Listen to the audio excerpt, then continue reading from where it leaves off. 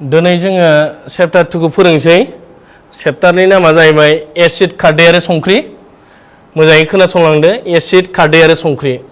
chapter 2 दा जोंना गिबियाव एसिडा मा खारदैया मा संख्रिया मा जों संख्रिखौथ' मिथिखायो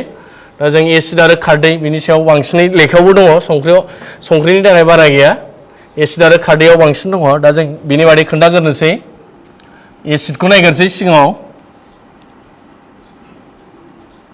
एसिडा मा जों खोनाखाबाय एसिडा मा खारदैयाबो मा जों खोनाजोबखाबाय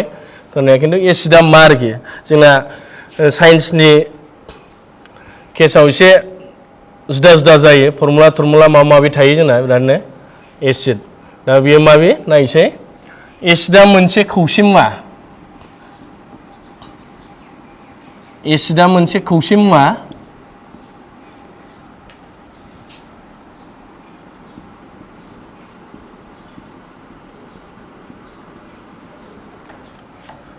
जाय गलिलावाव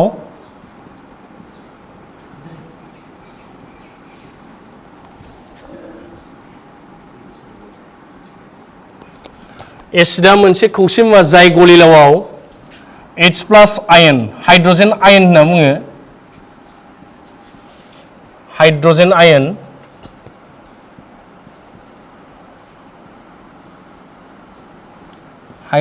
आयन सोमजिहोयो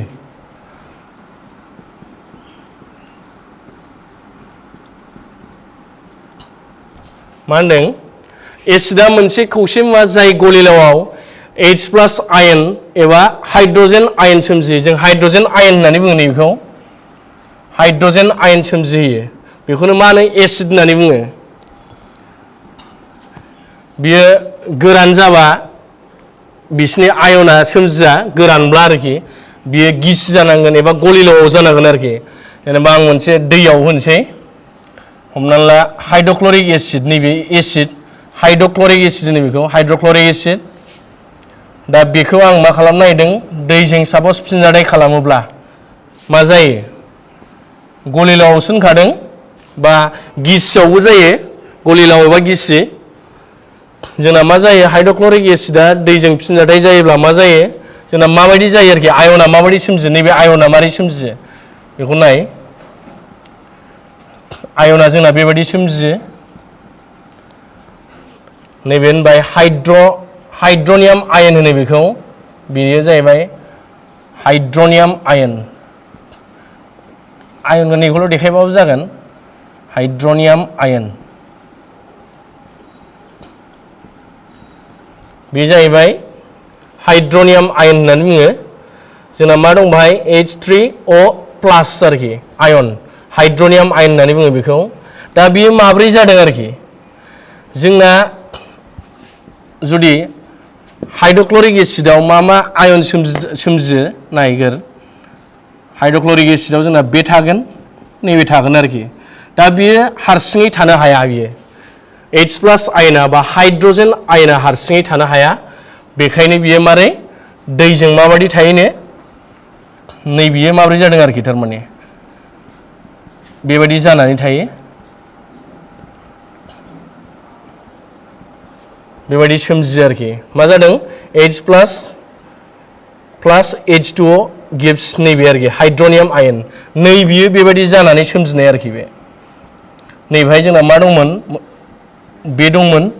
आरो बेयाव बे दं नै बियो दैजों नैबेजों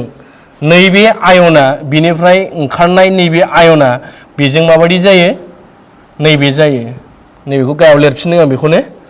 जोंना मा जाखो होमबा नैबे हाइड्रनियाम आयन बेखौ हाइड्रनियाम आयन होनो जोङो बिनि जायगायाव नैबेखौबो लिरनो हायो अर जों मा लिरनो हायो H+ एक्वास आरोखि AQ गलिलावाव जों बेबायदि नैबेबायदिबो लिरनो हायो नैबेबो हाइड्रनियाम आयन बियो दा जों बेखौ बेबायदिबो लिरनो हागोन बांसिनै जोंना लेखाफ्राव बेबायदि दङ कुइसनफ्राव बे दङ आरोखि नैबेखौ जास्ट रिएक्सनफ्राव देखायनाय दङ खिन्थु कुइसनफ्राव नैबेखौ नुयो आरोखि बियो दङ बे जाहैबाय एसिडनि आयन आरोखि एसिडनि गलिलावाव थानाय हाइड्रोजेन आयन एसिडनि गलिलावाव जोंना नैबेनो थागोन आरोखि बांसिनै बे थायो जोंना माखासे खारदैयारि गलिलाव थानाय माखासे आयनबो दङ जेनेबा नैबेफोर बेबो थायो OH माइनास आयनाबो थायो जेनेबा एसिडनि गलिलावब्लाबो बेबो थागोन खिन्थु बियो जोबोद खम बिबांनि थागोन आरोखि नैबे बारा थागोन बे नङाबा बे जों मोननैखौबो लिरनो हागोन नैबेखौ लिरबाबो जायो बांसिनै कुइसनाव बे दङ जोंना हाइड्रजेन आयना बांसिनै थायो आरोखि एसिडनि गलिलावआव दा जोंना बे जाहैबाय एसिडा मोनसे कक्सि मुवा जाय गलिलावआव H+ आयन एबा हाइड्रजेन आयन सोमजिहोयो बेखौनो जों एसिड होननानै बुङो जोंना डेफिनेसना अनेक रोखोमै लिरजायो आं दा बेबायदि लिरबाय जोंना प्रटन सोमजिहोयो माबा माबि सोमजिहोयो होननायबो थायो अनेक दं जोंना डेफिनेसनफ्रा जों लिरनो हायो दा जोंना बेखौबो लिरनो हागोन जोङो दा बे जाहैबाय एसिडनि नायदो नैबियो ब्रेक जानानै बेबायदि आयन सोमजिगोन बे खिन्थु गोरानब्ला जानाय नङा बियो गलिलाव नङाबा गिसि जानांनाय गलिलाव एबा गिसियाव आरोखि बेयो एसिडा बायनानै बायस्रानानै बेबायदि जागोन ओमफ्राय नैबे दैजों फिनजाथाय जानानै बे सोमजियो आरोखि नैबे हाइड्रनियाम आयना जों बेखौ हाइड्रनियाम आयन अर जों बेबायदिबो लिरनो हायो दानिया जोङो खारदैनिखौ खोन्थाबावनोसै आङो बे एसिडनिमोन महरारि प्रपार्टिसखौ खोन्थानां फिजिकेल प्रपार्टिस दंबावो मोनसेबाव बिनि बादै एसिडनि बादै बेखौबो आं खोन्थाखानोसै बेखौ जाबाय बेथ' जासिगोनानो नै गोजौआव लिरसां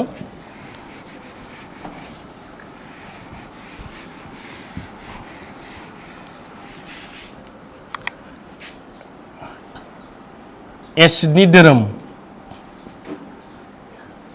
एसिडनि महरारि धोरोम होनबानो जागोन महरारि फिजिकेल प्रपार्टिस आरोखि महरारि धोरोम एसिडनि महरारि धोरोम जोङो लेखायावबो दंखायो बियो अब्लाबो आं खोन्थाबावसै एसिडनि महरारि धोरोम एसिडनि थावनाया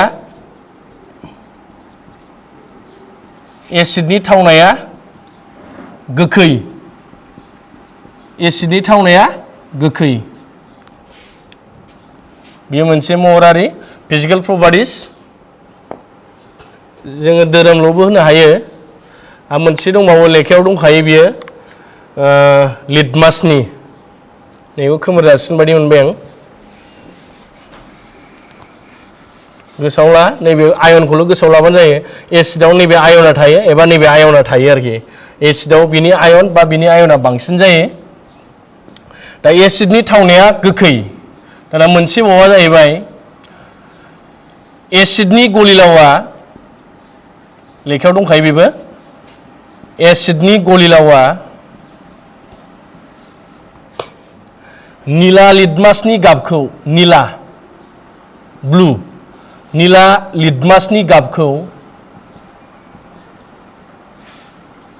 निला लिटमासनि गाबखौ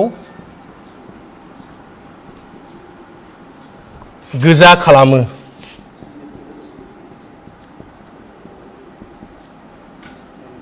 मा होनदों एसिडनि गलिलावा निला लिटमासनि गाबखौ गोजा खालामो लिटमासखौथ' जों मिथिखायो खोमा लिटमास पेपार होनो इंलिसाव लिटमास पेपार होनो बर'आव जों लिटमास खाखोर होननाय मोनगोन लेखायाव लिरनाया लिटमास खाखोर होननानै लिरो बर'आव लिरनाया नायबानो जाबाय लेखायाव दा बे लिटमास पेपार दा बियो मा जादोंनो एसिडनि गलिलाव सापस बियो एसिडनि गलिलावनिफ्राय बेहाय गलिलाव दं बेयाव एसिड आरोखि बियो बे गलिलावा माबि एसिड बे गलिलावा एसिड बेयो मोनसे बिकार आइजें आरोखि बे आइजेंआव मा दं एसिडनि गलिलाव दं बियो दा मा खालामो बाहाय जोङो निला लिटमासखौ सोमब्रयोब्ला आरोखि निला लिटमासखौ सोमब्रयोब्ला बे निला लिटमास सापस बियो माबि निला लिटमास दा बाहाय सोमब्रयोब्ला मा जायोनो बिनि गाबा बे निलानि गाबा जेनेबा सोमबाय अब्ला मा जागोन गोजा गाबनि जागोननो बियो मा जागोन बियो गोजा गाबनि जागोन आरोखि सोमब्रयोब्ला जुदि गलिलावा एसिडब्ला आरोखि गलिलावा जुदि एसिडब्ला निला लिटमासा मा जागोन गोजा जागोन बेखौनो होनदों बियो एसिडनि धोरोमानो बियो जोंनाव लेखायाव दंखायो एसिडनि धोरोमखौ मोननै लिरदों मोनसेखौ नैबे थावनाया गोखै लिरदों जोङो धोरोमल' बाबो जायो नैबे माने फिनजाथाय जानायखौनो होनजायो होमबा जों रासायनारि धोरोम होननानैसो बुंनो हागोन बेखौ अरजाला दे जायखिजाया नैबेयो मा जागोन निला लिटमासा मा जायो होनदों गोजा जायो होनदों एसिडनि गलिलावआव आरो बाव मा थायो होनदों मा आयनफोर थायो होनना बुंदों जोङो दहाय सिगाङाव मोनदोंमोन एसिडनि गलिलावआव मा थागोन जोंना हाइड्रजेन आयन नैबेयो बे जागोन हाइड्रजेन आयन होननानै बुङो बेखौ हाइड्रजेन आयन दहायबो लिरखादोंमोन हाइड्रजेन आयन बेयाव जोंना हाइड्रजेन आयननि बिबाङा बुरजा जायो आरोखि नैबेबो थायो हाइड्रक्साइड आयन बेबो थायो खिन्थु जोंना बे आरोखि बेयाव एसिडनि गलिलावब्ला जों नैबेनि एमाउन्टखौ बांसिन मोनबा बिनि खाब्रांथिया बारा आरोखि बाहाय कनसेन्ट्रेसना बारा आरोखि बाहाय नैबे H+ आयननि कनसेन्ट्रेसना बाहाय बारा आरोखि एसिडनि जुदि गलिलाव जायोब्ला बे जाहैबाय एसिडनि महरारि धोरोम दानिया जों खारदैखौ खोन्थाबावनोसै बेयो एसिडनि खारदैनि दानिया खारदैया मा खारदैयाबो बिदिनो दहाय जों लिरदोंमोन खारदैनि गलिलावआव खारदैया मा होनना बुंदों खारदैया मोनसे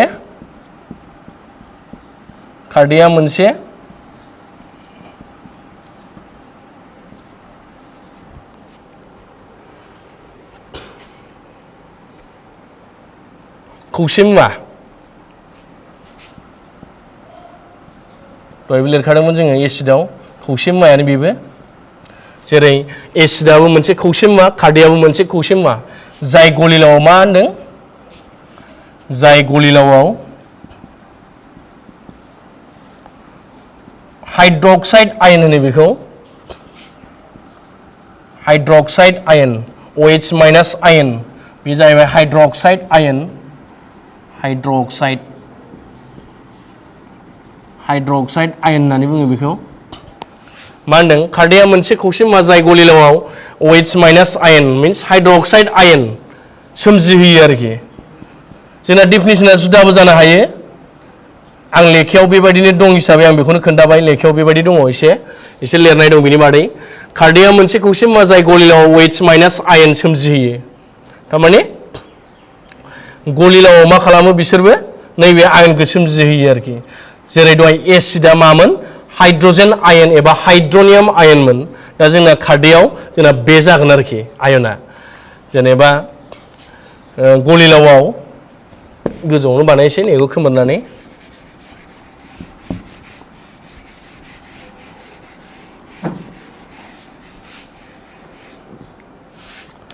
जेनेबा नैबेयो मोनसे बिखार आइजें आरोखि बे आइजेंआव मा दं खारदैनि गलिलाव आरोखि बे गलिलावा दा जोंना मा जायो बेयाव नैबे आयननि खाब्रांथिया बारा आरोखि हाइड्रक्साइड आयन होनो बेखौ मिन्स OH- आयननि खाब्रांथिया गोबां आरोखि बाहाय माने बिनि कनसेन्ट्रेसना बारा आरोखि बे गलिलावआव खारदैनि गलिलाव जुदि जायोब्ला आरोखि बे खारदैनि गलिलावब्ला नैबे हाइड्रक्साइड आयननि कनसेन्ट्रेसना बारा एबा खाब्रांथिया बारा आरोखि बाहाय बे गलिलावआव बे आयननि खाब्रांथिया बारा बेखौ होनदों आरोखि दा जोंना बेबायदिनो जोङो बिनि धोरोमखौबो लिरनो हागोन डेफिनेसना जासिगोन बे आं बाहायनो लिरनोसै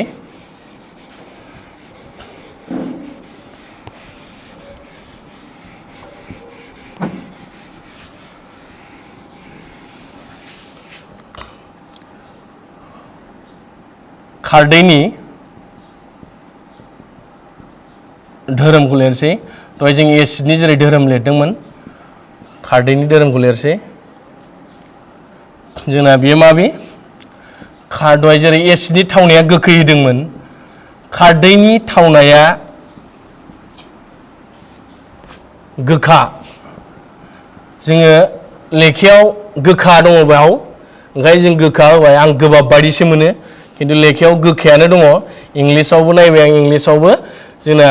गोखायानोखा ओंखायनो खारदैनि थावनाया गोखा बेनिफ्राय टेस्टआ आरोखि खारदैनि टेस्टआ गोखा होनदों थावनाया थावनाय माने टेस्ट दा जोंना सेकेन्डआव दहाय लिरनाय बायदिनो माबे मा लिरामोन खारदैनि गलिलावआ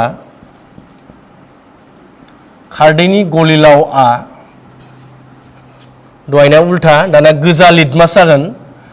गोजा लिटमासनि गाबखौ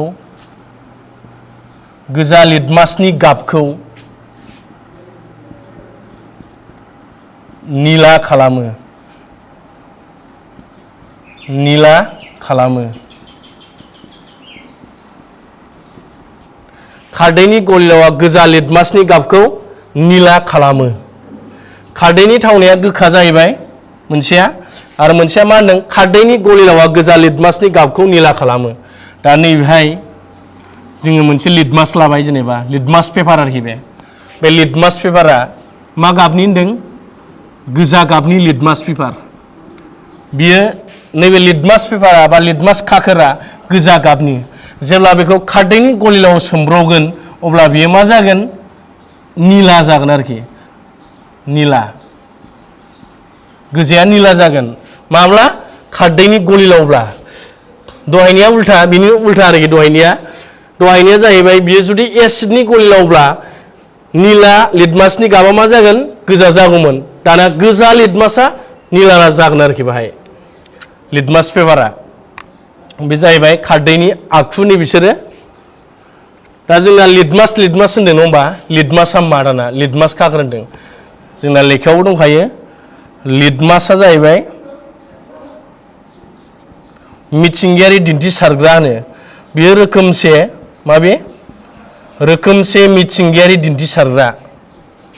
मिथिंगायारि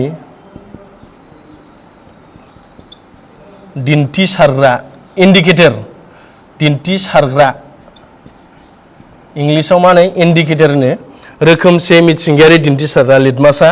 हालदैयाबो बेबायदिनो हालदैखौथ' मिथिखायोना जोङो हालदैयाबो रोखोमसे मिथिंगायारि दिन्थिसारग्रा जेनेबा जों हालदैनि केसाव मा बुंनो हागोन जोङो गस्ला गुफुरफ्राव आरोखि मा जायो ओंख्रिनि दागफोर नाङोब्ला गस्ला गुफुराव ओंख्रिनि दागफोर नाङोब्ला जों बेखौ जेब्ला सुगोन बा खारदैयारि आखुनि साबोनजों जुदि सुयोब्ला जोंना मा जागोन बियो गाबा सोलायगोन आरोखि बै माबायाव गस्ला गुफुराव नांनाय दागनि गाबा जेनेबा हालदै नांदोंमोन बा ओंख्रिनि दागा नांदोंमोन जानायाव माबायाव गस्ला गुफुराव दा बिनि गाबा मा जागोन जारोम मुगा जागोन आरोखि जेब्ला साबोनजों सुगोन आरोखि बेखौ साबोनजों सुयोब्ला जेनेबा ओंख्रि दाग सापस गस्ला गुफुर बा जि गुफुर आरोखि जायखिजाया गस्ला गुफुर बा जि गुफुर जि आरोखि गुफुर जिखौनो होदो जि गुफुराव जुदि ओंख्रि नाङोब्ला ओंख्रिनि दाग नाङोब्ला आरोखि ओंख्रिनि दाग जेब्ला बेखौ सुगोन अब्ला माजों सुगोन साबोनजों सुयोब्ला आरोखि खारदैयारि आखुनि साबोनजों जुदि सुयो अब्ला मा जागोन बियो दाग नांनाया जारोम मुगा जागोन आरोखि कालारा चेन्ज जागोन जारोम मुगा कालारा चेन्ज जागोन जेरै बेबायदिनो कालारा चेन्ज जादों नै गोजाया निला जादों बा निलाया गोजा जादों दा बेबायदिनो लिटमासाबो जेरै चेन्ज जादों जोंना हालदैयावबो बेबायदिनो चेन्ज जायो आरोखि हालदैनि गाबाबो चेन्ज जागोन आरोखि साबोनफोरजों सुयोब्ला आरोखि दा जारोम मुगा जाबाय नै गुफुर गस्लायाव ओंख्रिनि दागसो नांदोंमोन जारोम मुगा दा ओंखायनो होनदों लिटमासा रोखोमसे मिथिंगायारि दिन्थिसारग्रा हालदैयाबो बेबायदिनो रोखोमसे मिथिंगायारि दिन्थिसारग्रा आरोखि लिटमास आरो हालदै बिसोरो रोखोमसे मिथिंगायारि दिन्थिसारग्रा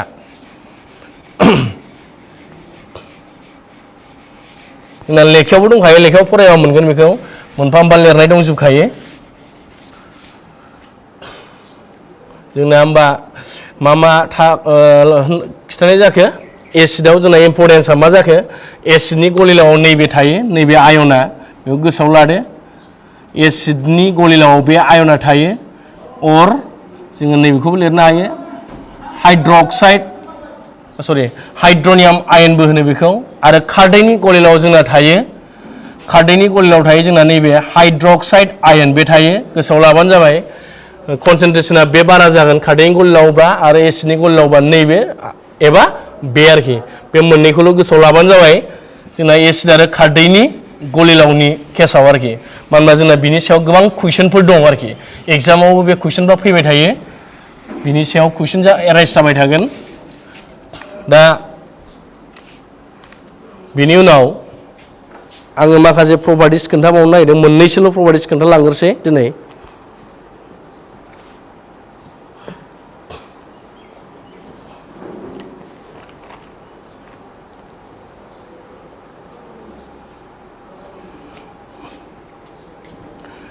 जोङो दा फरायगोन एसिड आरो खारदैनि रासायनारि धोरोम मोननैसोल' खोन्थानोसै दिनै एसिड आरो खारदैनि रासायनारि धोरोम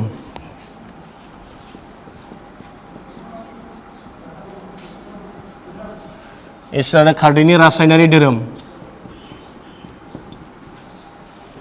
लेखायाव दंजोबखायो बे एग्जामाव बेबायदि फैया एसिड आरो खारदैनि रासायनिक धोरोमखौ लिर बेबायदि फैया जोंहा बिनिफ्राय जों मा मिथिगोन जों प्रपार्टिस बिनि रिएक्शना बेजों रिएक्शन जायोबा मा जायो जेनेबा जों बेखौसो गोसोआव लानांगौ आरोखि जोंना बेबायदि लिरनाय फैया एसिड आरो खारदैनि रासायनिक धोरोमखौ लिर माबा माबि बेबायदि फैया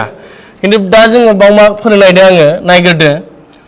एसिडआबो खारदैआबो धातुजों फिनजाथाय जायो जों धातुखौ सिगां लिरग्रोसै धातु सापस आङो बाव धातु प्लास एसिड एग्जाम्पल लानानै लिरसै धातुजों एसिडजों फिनजाथाय जायोब्ला मा जायो जोंना कुइसना बेबायदि फैयो मोनसे एसिडआ धातुजों फिनजाथाय जायोब्ला मा जायो कुइसना बेबायदि फैयो आरोखि जोङो दा बिनि थाखाय जों मा मिथिनांगोन रिएक्शन माबाखौ प्रपार्टिसखौ मिथिनांगोन जों मा सोमजिमारो होमबाना जों जायखिजाया धातुआनो जा जायखिजाया एसिडआनो जा जों बिनि एन्सारखौ होनो हागोन आरोखि जेनेबा धातु प्लास एसिड बाव ओमफ्राय जोंना मा सोमजियो संख्रि प्लास दै संख्रि प्लास हाइड्रजेन गेस सोमजियो हाइड्रजेन गेस धातुजों एसिडजों फिनजाथाय जायोब्ला मा जायो संख्रि प्लास हाइड्रजेन गेस जोंना मेन इम्परटेन्टआ बे आरोखि मा गेस सोमजियो होननानै सोंगोन मोनसे एसिडआ धातुजों फिनजाथाय जायोब्ला मा गेस सोमजियो हाइड्रजेन गेस जोंनो बेबायदि प्रपार्टिसखौ नांगौ आरोखि जोंना जेनेबा मालाबा एसिडआ बबेबा मोनसेखौ होनसै जोंना एसिडआ मेरला दं जायखिजाया मोनसे एसिडखौ होनो धातुआ मेरला दं बबेबा मोनसेखौ होनसै बे मोननैनि फिनजाथाय जायोब्ला ओरैजाय लांदां दोनसै प्रडाक्टखौ लिर बा फिनजाथाय मुवाखौ लिर दा जोङो बेबायदि एन्सारखौ क्लियार खालामनो थाखाय जों बेफोरबायदि प्रपार्टिसखौ जों मिथिनांगौ आरोखि एग्जामाव फैनाय नङा नंगौ एसिड आरो खारदैनि रासायनारि धोरोमखौ लिरनाया एग्जामाव फैनाय नङा खिन्थु जों बिनि प्रपार्टिसखौ जोंनो बिनि मा जायो बेजों फिनजाथाय जायोब्ला जोंनो बेखौ नांगौ आरोखि प्रपार्टिसखौ ओंखायनो जों मिथिनांगौ अब्लासो जों एन्सारखौ लिरनो हागोन बिनि सिङाव बे मोनसे लाइननि सिङाव बे मोनसे नैबे मोनसे प्रपार्टिसनि सिङाव गोबांथार रिएक्शनफोर दं आरोखि दा जों बेखौ मिथिनांगोन ओंखायनो जों बे प्रपार्टिसखौ खालामलांनो सानदों नायदो धातु आरो एसिड जायखिजाया मोनसे धातु लानोसै सडियामा मोनसे धातु एसिडनि मोनसे एग्जाम्पल लानोसै हाइड्रक्लरिक एसिड प्लास धातु प्लास एसिड गिव्स संख्रि होनो NaCl बेखौ नायबानो जाबाय बेखौ नायाबाबो बिनिफ्राय मा मोनथावथाव Na आरो Cl NaCl प्लास हाइड्रजेन गेस बे जाहैबाय होमबा जोङो मिथिनो मोनबाय जों नैबे प्रपार्टिसखौ गोसोआव लाबानो जों बेबायदि रिएक्शन जायखिजाया धातु होनो हागौ बाय जायखिजाया एसिडखौ होनो हागौ जुदि ओरैजाय लांदां दोनबाय मालाबा कुइसना बिनि फिनजाथाय मुवाखौ लिरनोबा जों बेखौ लिरनो हागोन आरोखि जों मिथिखासिगौ एसिडजों धातुजों फिनजाथाय जायोब्ला संख्रि आरो हाइड्रजेन गेस सोमजिनाय नङाब्ला माब्लाबा डाइरेक्टलि सोंनो हागौ मोनसे एसिडआ धातुजों फिनजाथाय जायोब्ला मा गेस ओंखारो हाइड्रजेन गेस डाइरेक्ट लिरनो हाबाय आरोखि दा बेबायदि जायो कुइसनफ्रा दा सेकेन्डआव बावनो खारदैनिखौ नायबाव खारदैयाबो जायो खारदै प्लास धातुखौ लिरग्रोसै धातु प्लास खारदै बेबो संख्रि आरो हाइड्रजेन गेस जायो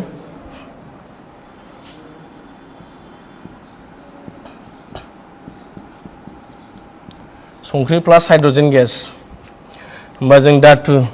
Zn खारदैखौ लानोसै लेखायाव थानायखौ लिरसै लेखायाव दंखायो माखासे रिएक्शनफोर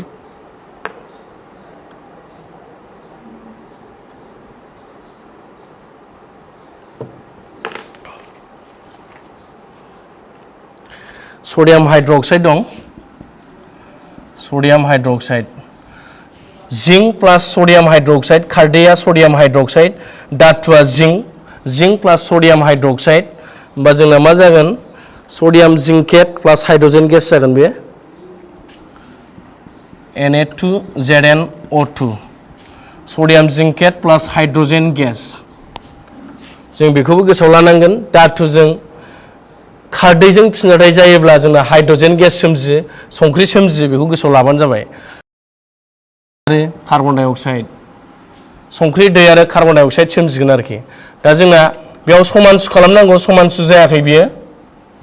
समानसु नायनानै समानसु बानायबानो जाबाय दा जाहैबाय नैबे लेखायावबो दंखायो बे रिएक्सना लेखानि जोबखासो लेखानिखौनो होदों दा नोंसोर समानसु बानायबानो जायो समानसु बानायनायखौ हारसिंनो बानाय लेखानिफ्राय नायनानै बानायबाय थायोबा जेबो रोंनाय नङा हारसिङै सोलोंबाय था आरोखि होमबानो समानसुआ जालांजोबगोन दा जाहैबाय बियो नैबे प्रपार्टिसनि रिएक्सना बे आरोखि दा बे जाहैबाय सेकेन्ड नाम्बारनिमोन प्रपार्टिसा एसिड आरो खारदैनि रासायनारि दोरोममोन दा जोंना एसिड आरो खारदैनि रासायनिक दोरोमखौ लिरनाय फैया नंगौ खिन्थु जोङो बेनि सिङाव मा दं जोंनो बेखौसो नांगौ माखासे कुइसन एन्सारखौ जोङो खालामनोब्ला जोंनो माखासे प्रपार्टिसखौबो जों मिथिनांगौ बेखायनो जों बेखौ बानायनाय जादों आरोखि दा जोङो 3 नाम्बाराव बानायबावनि मा दङ नायनि बे 2 नाम्बारनिमोन लेखायाव दंजोबखायो बियो लेखानिखौनो बानायदों 3 नाम्बाराव मा दं नायसै 3 नाम्बाराव दं प्रपार्टिसा एसिडजों खारदैजों फिनजाथाय जायोब्ला मा जायो आरोखि एसिड प्लास खारदै एसिडजों खारदैजों फिनजाथाय जायोब्ला बाव दङ संख्रि आरो दै सोमजिनो संख्रि प्लास दै मा होनदों एसिडजों खारदैजों दहायना माबे सेकेन्डना एसिडजों धातुनि कार्बनेट एसिडजों धातुनि हाइड्रोजेन कार्बनेटजों जायोब्ला जोंना मा होनदों संख्रि दै आरो कार्बन डाइ अक्साइड एसे एखे मोनलाजोबनो नागिरो प्रडाक्टखौ फिनजाथा मुवाखौ आरोखि नैबे संख्रि आरो दैनो दहायना संख्रि दै आरो कार्बन डाइ अक्साइड आरो बिनि 1 नाम्बारा मामोनलाय संख्रि आरो हाइड्रोजेन गेसमोन दहायनि सिगांनि 1 नाम्बारा संख्रि आरो हाइड्रोजेन गेसमोन 1 नाम्बारा सेकेन्डआव नै संख्रि दै आरो कार्बन डाइ अक्साइड दानिया थार्डआ जाहैबाय संख्रि आरो दै बे माजों जादों एसिड आरो खारदैजों एसिड आरो खारदैजों जानानै मा जायो संख्रि आरो दै सोमजिनो आं मोनसे एसिडनि रिएक्सन लानोसै एग्जाम्पल हाइड्रक्लरिक एसिडखौ लाबाय खारदैखौ आङो सडियाम हाइड्रक्साइडखौ लानि मा जायो नायलाय सडियाम हाइड्रक्साइड प्लास दै बे जागोन सरि सडियाम क्लराइड ओमफ्राय वाटार सडियाम नैबे संख्रि गोजौ लिरनाय दंखायो नांला दे नैबे जाहैबाय संख्रि नैबे दै जोंना बे रिएक्सना इम्पर्टेन्ट खिन्थु एसिडजों खारदैजों फिनजाथाय जायोब्ला संख्रि आरो दै सोमजियो बे फिनजाथायखौ मदला जानाय फिनजाथाय बुङो मदला जानाय फिनजाथाय मा होनदों मदला जानाय फिनजाथाय बे फिनजाथायखौ मा होनदों मदला जानाय फिनजाथाय होमबा जोंना मदला जानाय फिनजाथाया मा होननानै सोंनो हागौ मोनसे बिदिन्थिजों फोरमाय बा मोनसे समानथायजों फोरमाय समानथाया जों बेखौनो लिरनो हागोन समानथाया बेनो जागोन दा जोंना मदला जानाय फिनजाथाय होनब्ला जों मा बुंखो एसिड आरो खारदैनि गेजेराव फिनजाथाय जानानै खोनासं मोजाङै एसिड आरो खारदैनि गेजेराव फिनजाथाय जानानै संख्रि आरो दै सोमजियोब्ला बेखौनो मदला जानाय फिनजाथाय होननानै बुङो मोनसे बिदिन्थि बा मोनसे समानथाय होनोब्ला जों बेखौ लिरनो हाबाय आरोखि खोनासंफिन मा होनदों मदला जानाय फिनजाथाया मा एसिड आरो खारदैनि गेजेराव फिनजाथाय जानानै एसिड आरो खारदैनि गेजेराव फिनजाथाय जानानै संख्रि आरो दै सोमजियोब्ला बेखौनो मा होनदों मदला जानाय फिनजाथाय लेखायावबो दंखायो रिएक्सना बेखौ लिरबानो जाबाय ओमफ्राय बिनि एग्जाम्पला एबा समानथायखौ आरोखि जुदि लिरनो थिनोब्ला एग्जामफ्राव डाइरेक्टलि फैनोबो हागौ बियो प्रपार्टिसनिफ्रायनो डाइरेक्ट मदला जानाय फिनजाथाया मा बेफोरबायदि दा जोंना जाहैबाय बा एसिड आरो खारदैनि गेजेराव फिनजाथाय जानानै संख्रि आरो दै सोमजिब्ला बेखौ मा होनो मदला जानाय फिनजाथाय बे 3 नाम्बारनिमोन गोसोआव लाबानो जाबाय मोनसे दंबावो लास्टनो बिनि बे टपिकआव एसिड आरो खारदैनि रासायनारि दोरोमाव मोनसे प्रपार्टिस दंबावो नायनि बे प्रपार्टिसखौबो गोजौआवनो लिरजासिगोनदां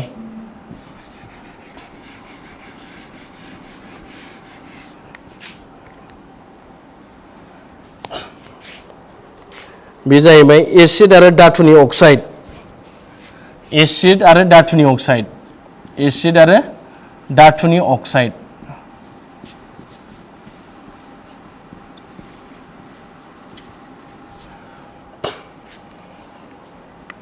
एसिड आरो धातुनि अक्साइड नायदो एसिड आरो धातुनि अक्साइडजों फिनजाथाय जायोब्ला मा जायोनो संख्रि आरो दै बेयावबो मा होनदों संख्रि आरो दैनो एसिडजों धातुनि अक्साइडजों फिनजाथाय जायोब्ला मा सोमजिदों संख्रि आरो दै अब्ला 3 नाम्बारजों एखे प्रडाक्टआ 3 नाम्बारावबो दं संख्रि आरो दै आरो 4 नाम्बारनियाबो संख्रि आरो दैनो प्रडाक्टआ आरोखि फिनजाथाय मुवाया होमबा जों एसिडआव जों बेखौनो लानि जेखौ जोङो इजिसिन मोनो एग्जाम्पल बानायनायाव बेखौनो लिरबाय था बा गोसोआव ला आरोखि दा आङो हाइड्रक्लरिक एसिडखौ लिरगासिनो दं दामानि नै जेसेबां रिएक्शन दं बेखौ लिरगासिनो दं आङो नोंसोरबो बेबायदिनो लिरनो हागोन गोसोआव लिरबाय थायोब्ला गोसोआव थालांखान धातुनि अक्साइडआ नायदो जायखिजाया मोनसे लानोसै Na2O Na2O लाबाय आङो धातुनि अक्साइड सडियाम अक्साइड लाबाय आं धातुआ जाहैबाय सडियाम अक्साइडआ बे जाहैबाय सडियाम अक्साइड बिनि अरजाबग्राथिया 2 बिनि अरजाबग्राथिया बाहाय 1 दंमोन 1 खौ होनांला दा बे जाहैबाय सडियाम अक्साइड आरो मा सोमजियो होनदों बियो सडियाम क्लराइड सोमजियो बियो एलाय NaCl दं नै प्लास दै दा जों बेफोर प्रपार्टिसखौ गोसोआव लायोबा जों रिएक्शनखौ बानायजोबनो हायो आरोखि जास्ट गोसोआव लानांगौ मा सोमजियो आरोखि बेजों फिनजाथाय जायोब्ला मा सोमजियो जोंनो बेखौ नांगौ दा नैबायबो बिदिनो जादों एसिडजों धातुनि अक्साइडजों फिनजाथाय जायोब्ला संख्रि आरो दै सोमजियो दा जों बेफोरखौ गोसोआव लानांगौ एग्जामाव लिरनाय फैनाय नङा माब्लाबा फैनाय नङा एसिड आरो खारदैनि रासायनिक दोरोंखौ लिर बेबायदि फैनाय नङा माब्लाबाबो ओंखायनो जोङो नैबे मोनफा प्रपार्टिसनि सिङाव मा रिएक्शन जायो जों बेखौसो गोसोआव लानांगौ आरोखि दा जोंना मा दं बाहाय एसिड आरो धातुनि अक्साइड होमबा संख्रि आरो दै सोमजियो खारदैयावबो जायो बियो खारदैनिबो नायनोसै बेयाव मोनसे बेयावनो बियो एसिडनिमोन खारदै प्लास धातु नङैनि अक्साइड खारदैजों मा जायोनो धातु नङैनि अक्साइडसो धातु नङैनि माने धातु नङा आरोखि बे धातु नङैनि अक्साइड मा जायो बेनो सोमजियो संख्रि आरो दैयानो नायदो मा जायो खारदैनि मोनसे एग्जाम्पल लिरनोसै सडियाम हाइड्रक्साइडखौ लिरसै सडियाम हाइड्रक्साइड ओमफ्राय धातु नङैनि अक्साइडआव जायखिजाया मोनसे कार्बन डाइ अक्साइडखौ लिरसै नैखौ केलसियाम हाइड्रक्साइड होनसै नैखौ लेखायाव दंखायो लेखायाव थानायखौनो होनसै केलसियाम हाइड्रक्साइड बियो केलसियाम हाइड्रक्साइडजों कार्बन डाइ अक्साइडजों फिनजाथाय जायोब्ला कार्बन डाइ अक्साइडआ माबि धातु नङैनि अक्साइड धातु नङैया जाहैबाय कार्बन धातु नङैनि अक्साइड दहायनिया धातुनि अक्साइडसोमोन बियो एसिडजों धातुनि अक्साइडसोमोन दानिया खारदैजों धातु नङैनि अक्साइडसो बियो होमबा मा जायो संख्रिनो केलसियाम कार्बनेट जागोन बियो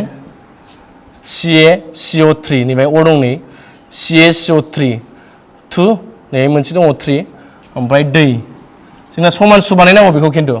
समान सु बानायबा बियो गासिबो अनजिमाया एखे जाजोबगोन आरोखि दा जों जास्ट प्रपार्टिसखौ लिरनाय जादों बाहाय समान सुखौ बानायबोबाय थानांगोन मोनफ्रोमबो रिएक्शनखौ समान सु बानायबोबाय था आं जास्ट नै बानायला समान सु बानायला जास्ट प्रपार्टिसखौ लिरबाय आङो नैबे जाहैबाय खारदै धातु नङैनि अक्साइड ओमफ्राय बे संख्रि ओमफ्राय बे दै होमबा जोंना मोनब्रै जाबाय बियो एसिड आरो खारदैनि रासायनिक धोरोमाव जों मोनब्रै प्रपार्टिस लिरनानै दं दा मोनब्रै प्रपार्टिस लिरनानै दं दा बे मोनब्रै प्रपार्टिसफोरनि फिनजाथाय मुवा एबा प्रडाक्टफोरा मा सोमजियो बेखौ गोसोआव लाबानो जाबाय माजों फिनजाथाय जायोब्ला मा सोमजियो बेखौ गोसोआव लानांगोन मानो होनबा जोंना बिनि सिङाव गोबांथा रिएक्शनफोर दङ एग्जामाव फैयो रिएक्शना जोङो एखमबा मा खालामो नैबेखौल' होनानै लेफ्ट हेन्ड साइडखौ होनानै राइट हेन्ड साइडखौ लांदां दोनो अब्ला जों बे राइट हेन्ड साइडखौ जों बानायनो रोंनांगोन आरोखि दा बेफोरबायदि प्रपार्टिसनिफ्राय फैयो बेबायदि रिएक्शना ओंखायनो गोसोआव लादो दिनैनि थाखाय बेयावनो फोजोबनोसै